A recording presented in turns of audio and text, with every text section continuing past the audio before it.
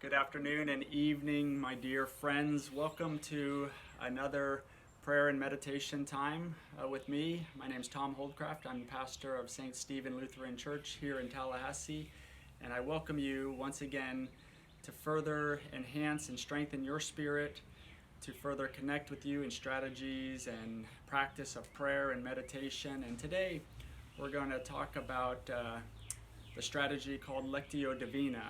Lectio Divina is a way to pray that takes a divine reading. For us, it's the Holy Bible, but it can be anything that touches your heart, poetry, another resource of religion, if not Christianity, then something that connects you to a higher power.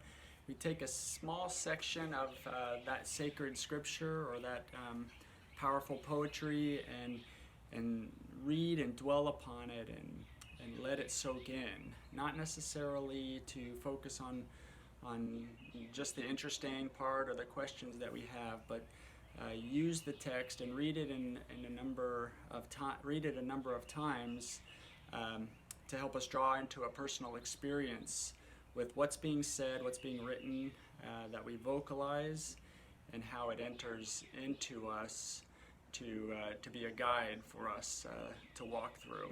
Lectio Divina usually takes that, as I said, small piece of scripture and we read it 4 times at different periods, and so we'll kind of walk through it. It's a practice that I would recommend taking at least 20 minutes in doing, and it reminds us to slow down, reminds us to connect to ourself and be aware of what's going on around us.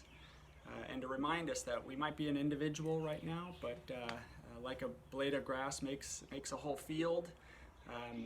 In order to be a part of humanity, we have to take care of ourselves.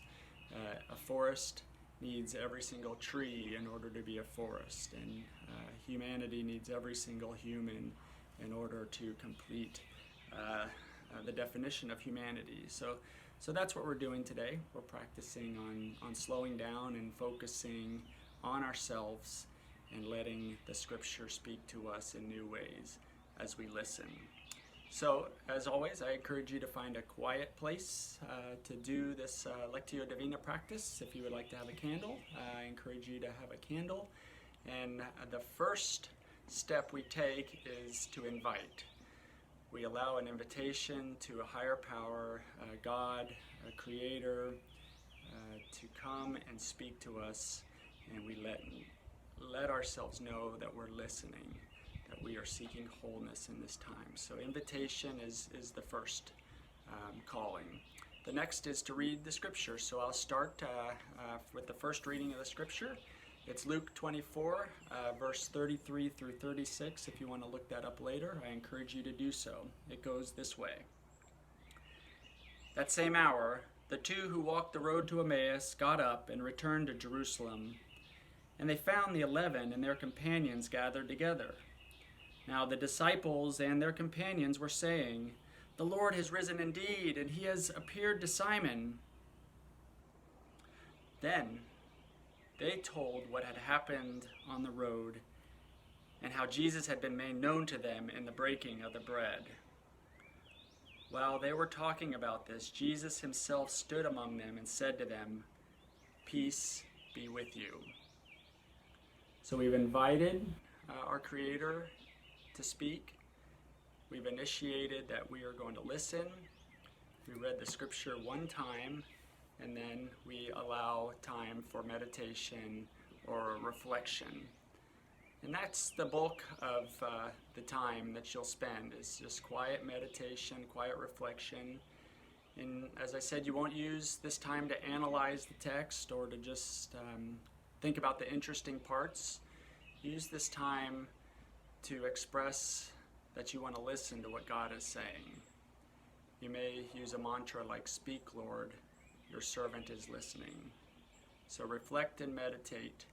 Let's read the text a second time.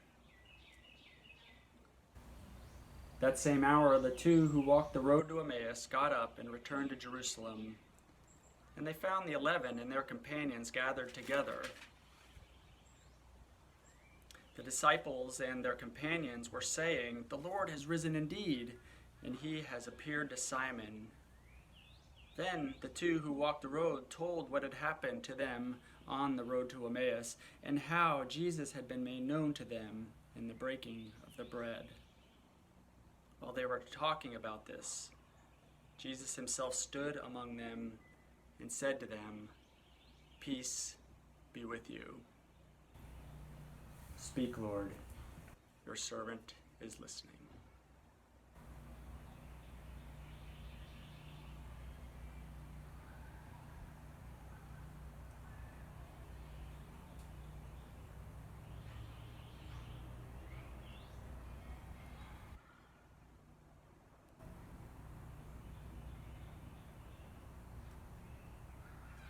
Now, as I said, the meditation part will be much longer than the time I'm giving it. I'm sort of just walking you through the practice, but the reflection meditation time is usually 10 to 12 minutes of quiet listening. Now it's time for us to respond. So you can respond to the text in a number of creative ways. You can journal, you can use prayer, you can use this time for conversation with your God. But you can be creative and use what works best for you for your response. It may be that you want to argue the text. You want to say, "Lord, you are not doing what you promised." You may find the text brings you to a sense of awe with what has been told in it, and amazement and wonder.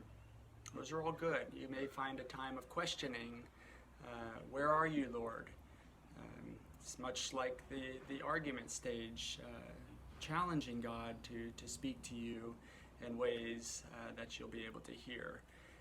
And then most of all, you want to talk about and reflect on, respond on how you've been affected by the text. How have you been changed? And then we'll take time to read it slowly once more before we move into the last step.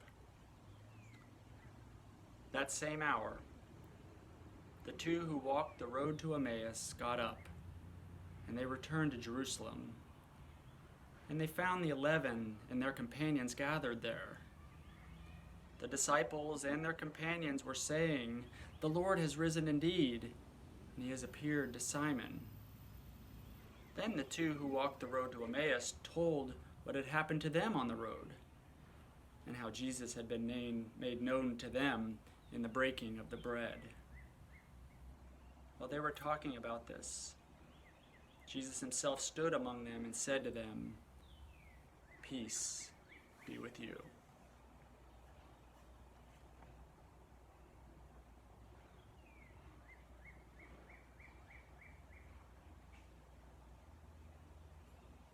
How are you challenged by this text? Are you affirmed? Do you have questions about it? Do you stand in awe?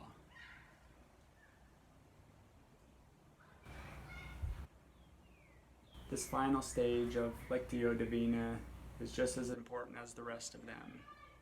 It is the rest, the blessed rest. It is where you can sit back and relax with no task or duty upon you. Just allow the quiet to soak in and have peace. Let us allow that rest for one another now.